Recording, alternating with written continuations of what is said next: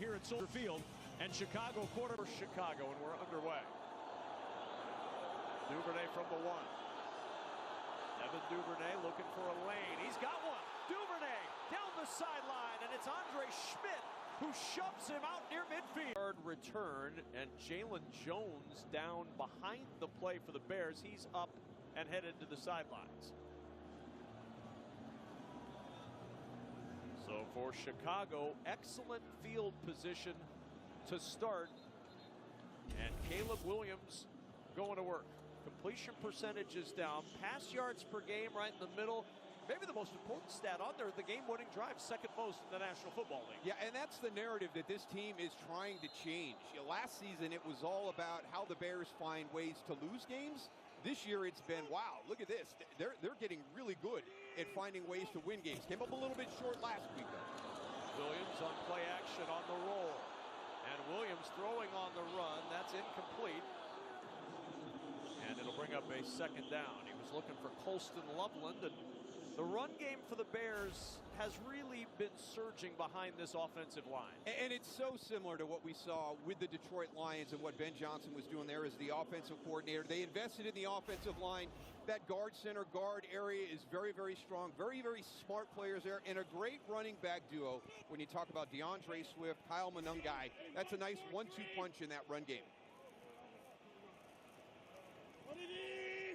And we've got movement early.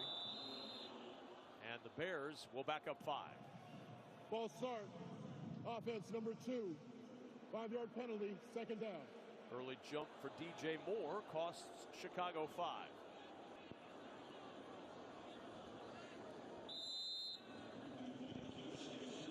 And this has been one of the big things, you know, just getting off to good starts. They have a really nice point differential in the first quarter, but they really want to try that opening drive.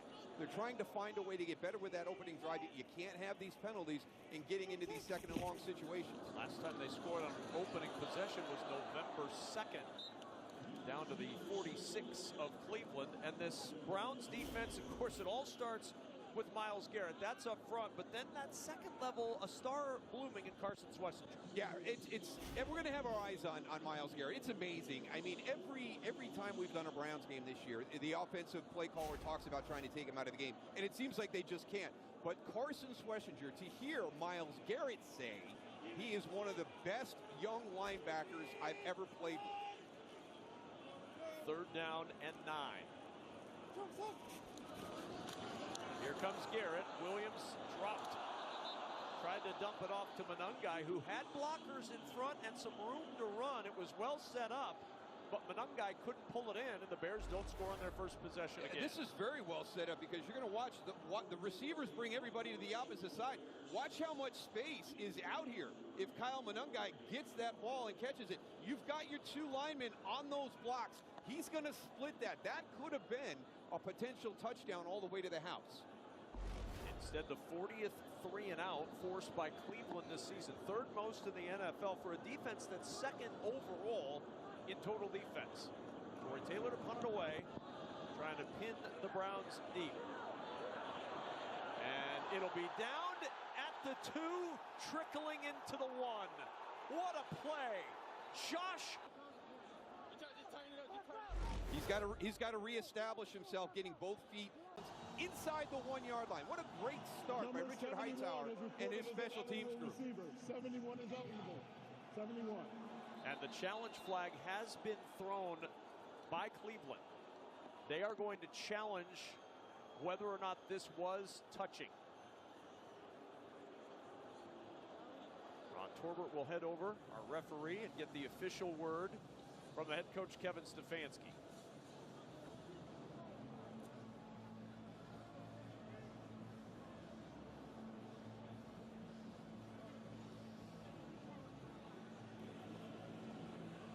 Cleveland has challenged the ruling on the field that the kicking team player was not in the end zone when he touched the ball.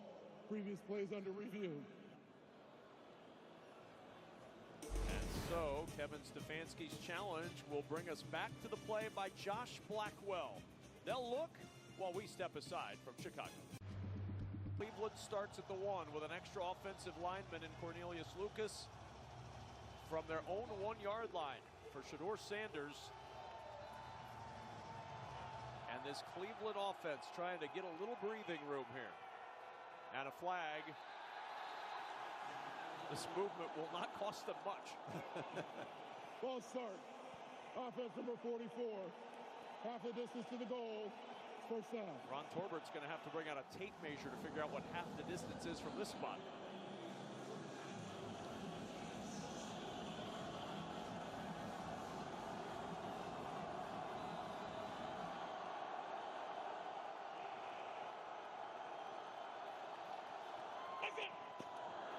On first down, not much room out to the 2-yard line. And Shedeur Sanders last week tell about Shedeur Sanders as a starting quarterback in the National Football League. And areas that he needed to get a little bit better in. Kevin Stefanski saying we're seeing that each week, him getting better in those individual areas. But right here, it has just been a mess. In the offensive huddle. The penalty is half the distance to the goal. Still second down. This is not exactly a start to the game that you would hang up in the Browns Museum of History right now. No, I probably wouldn't do that. So back it up. What little yardage they gained is given back.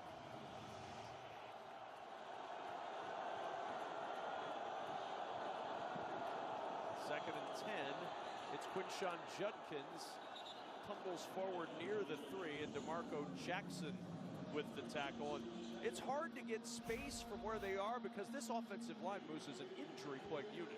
Yeah, it is unbelievable. And we talked to Joe Bitonio this week, and he said, you know what, it's one guy you can kind of work around it. But when you talk about Jack Conklin and Wyatt Teller both out again, Ethan Posick goes on IR, Luke Whippler's at the center position.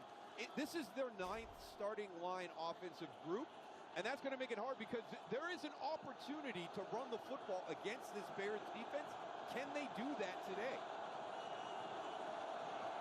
3rd and 8. Play clock at 2.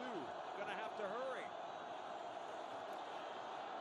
It's Judkins trying to sweep the left side, and the Bears defense stops him at the 6. And the Browns will punt it away. Deshaun Wright leads the charge from the secondary for Chicago. Yeah, and you may look at that challenge by Kevin Stefanski and say that was an odd challenge early in the game, but it shows you how important that special teams play was by his stomach. Clean space to get that punt off. Duvernay at the 40-yard line. To the 45, burst across midfield, and Devin Duvernay back into Cleveland territory to the 42, a 53-yard punt and 18